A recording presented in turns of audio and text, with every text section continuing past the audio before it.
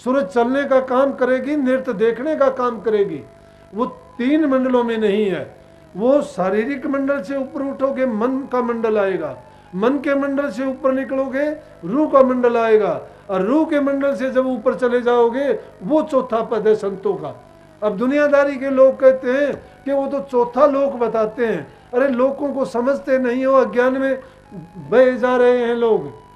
है क्या कि जब तन मात्राएं मन मात्राओं से ऊपर उठ के रूह के मंडलों से भी ऊपर जब चले जाओगे, क्यों कही स्वामी जी महाराज ने कहा है 3 छोड़ चौथा पद ध्यावे, 3 छोड़ चौथा पद दीन्या, सत्य नाम सतगुरु का चिन्ह, जगमग जोत हो तुझियारा, गगन सोत पर चंद्र निहारा, से सिंहासन छतर विराजे, अनहद शब्द गैब धुन गाजे। क्षर अक्षर नी अक्षर पारा, सर अक्षर मन, नी अक्षर सूरत, जब इनसे ऊपर उठ जाओगे, इनसे ऊपर वो है चौथा मंडल। 3 लोक में नाम न पावे, चौथे लोक में संत बतावे।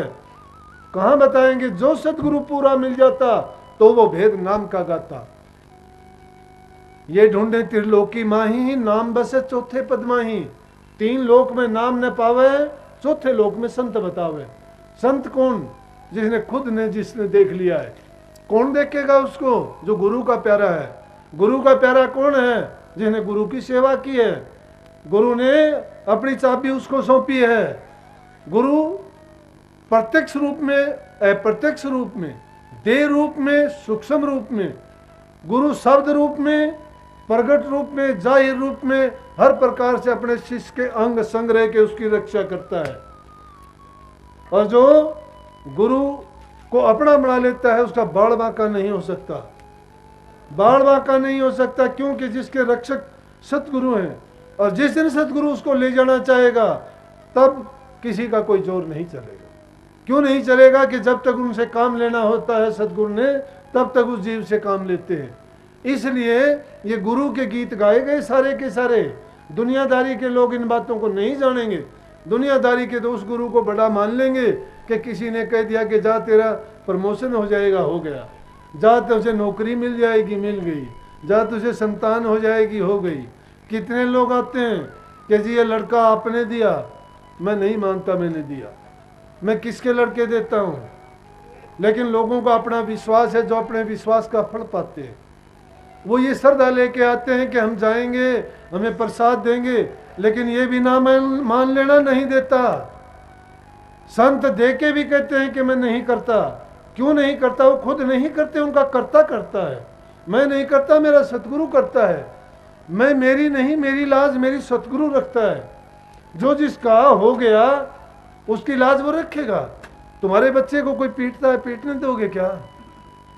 कोई उसको दुख देगा तो तुम देने दोगे क्या? दुख है, नहीं देने दोगे। इसलिए इसी प्रकार से सतगुरु भी अपने जीव की हर हालत में, हर अवस्था में उसकी रक्षा करता है, उसका बचाव करता है, उसको हर प्रकार का सुख सुविधा देता है। तो गुरु के जब तुम हो गए तो गुरु तुम्हारा हो जाता है।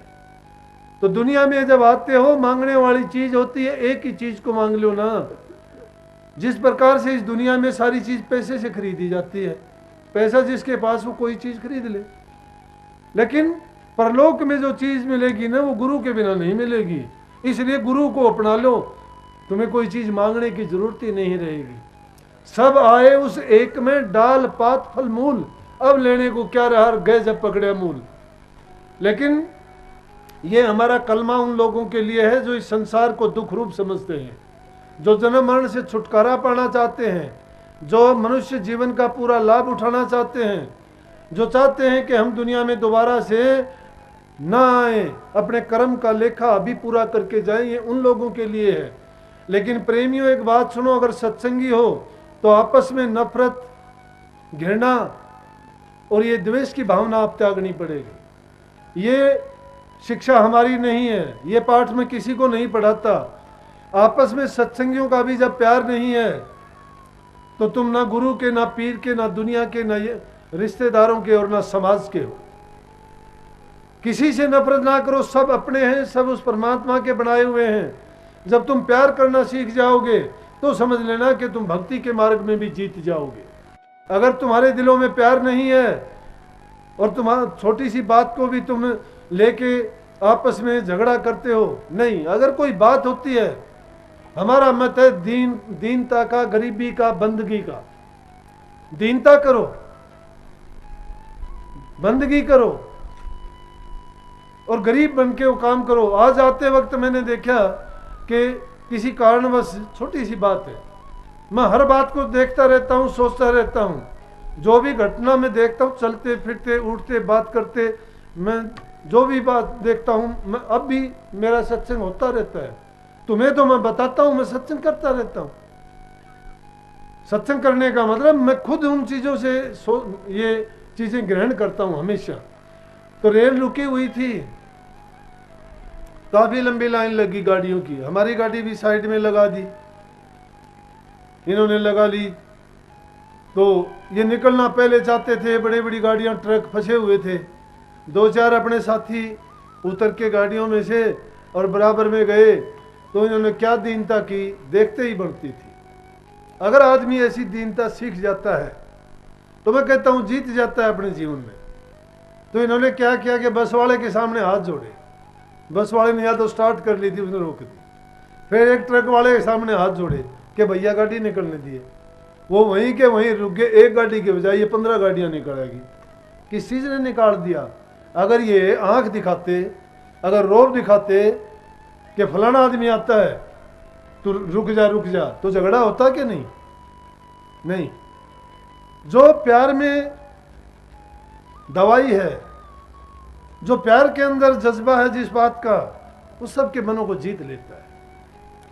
प्यार, गरीबी, दीनता, इसलिए हमारे मत के ये गहने हैं, राधा स्वामी मत के ये गहने हैं। उन्होंने ये सच्ची धर्म की सीख और ये पढ़ाई सिखाई है कि जो इन चीज़ों को अपना लेगा, जीवन में उतार लेगा, तो समझ लेना भक्ति के मार्ग में भी वो कामयाब हो जाएगा।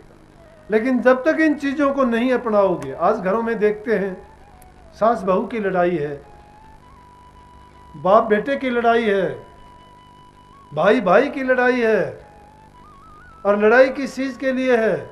एक ज़मीन के छोटे से टुकड़े के लिए, 2-4-5 मिनट पानी को पहले और बाद में खेत में लगाने के लिए, थोड़ा बहुत किसी थोड़ी बहुत प्रॉपर्टी के लिए। अरे वो प्रॉपर्टी वहीं रह जाती है, झगड़ा होता है। पिछले दिनों मैंने एक बहुत अमीर आदमी के झगड़े के बारे में सुना। 2 भाई थे, गोलियां चली दिल्ली में, अरबों खरबों की संपत्ति छोड़ के, वो फार्म हाउस वो छोड़ के, सब के सब उनकी 1 मिनट में बर्बादी होगी। कहाँ गया आप? अगर प्यार प्रेम से रहता है, इंसान हक हलाल की कमाई खाता है, ईमानदारी और सच्चाई से जीता है, उसके मन में शांति रहती है। ये तृष्णा इंसान को जब लग जाती है, ये कभी नहीं भरती है। जिस इंसान के पास ये ज़्यादा आ जाती है, बर्बादी के मार्ग पर चलाती है, क्योंकि तृष्णा ही लगी रहती है। ये बताओ कि जिसके पास अरबों खरबों पैसा और फिर भी वो उल्टे सीधे कर्म करता है, किस लिए करता है? कितने दिन के लिए करता है? उसको जीवन की शाम होने का पता नहीं है, कब शाम होगी, किस घड़ी में हो जाएगी, कब हो जाएगी। आंख फड़कड़ी ना मिले रे मुख बिच रह गिरा, लख लानत है सुथरिया जा पलदा करे निभा। अरे उस पल का पता ही नहीं है कि हम तो पीढ़ियों तक के दावे करते हैं और उनमें खाली पड़े हैं वो ढूंढास। वो समझते बेटे पोतों के लिए कोठियां महल बंगले बना दूं, उन कोठियों में कबूतर चकचुंदर हैं, वो यूं के यूं दरवाजे नहीं चढ़े उनके, क्योंकि तबाही होगी उनकी, बर्बादी होगी उनकी। कोई उनमें दीपक जलाने वाला नहीं बचा। अगर वो प्यार अमन चैन के रास्ते पर चलते, अगर किसी महापुरुष की शरण में जाके उनको अच्छी ज्ञान और समझ ली होती, ये जो ऐसे काम नहीं करते उनका पेट नहीं भरता क्या? अरे जिसने तुम्हारा इंतजाम कर रखा है, जब तुम गर्भ से बाद में निकलते हो तुम्हारा इंतजाम पहले कर देता है। वो तुम्हारा गर्भ से बाहर आने से पहले सब इंतजाम कर रखा है उसने। और फिर तुम ये चिंता करते हो कि मैं मर जाऊंगा, मेरा गुजारा नहीं होगा। भूल है आप लोगों की। ये बात सोच के मत बर्बादी के रास्ते पर चलो। जीवन में प्यार से जीना सीखो। बड़े बुजुर्ग की इज्जत कदर करो, सेवा करो। भूखे गरीब को तुम दे सकते हो तो जरूर दो। तुम्हें परमात्मा ने देने लायक बनाया, दो। तुम दे धरी तो दे दे दे, कुछ दे। देखे हो जाएगी फिर कौन कहेगा दे। ये दे तुम्हारी जब मिट्टी में मिल जाएगी कौन मांगेगा। अगर तू देने लायक है तो दे किसी को। दे धरी तो दे तू, अन्न द्रव का दान, अन्न द्रव के दान से हो तेरा कल्याण। जो भी तू देने लायक है, अगर तेरे पास कोई भूखा नंगा गरीब जरूरतमंद अपाहिज है, मदद कर उसकी। बहुत बड़ी बात है ये चीजें आपस में जब होंगी, प्यार प्रेम बढ़ेगा, समाज में शांति संतोष होगा, घर परिवार में देखोगे तुम ऐसा वातावरण होगा, खुशियां ही खुशियां होंगी। नहीं तो कलह जहां होगी वहां पर काल का बासा हो जाएगा। जहां समति वहां सुख नाना, जहां कुमति वहां दुख विदाना। जहां समति है, प्यार प्रेम है, वहां सुखों के अंबार लगे हुए हैं।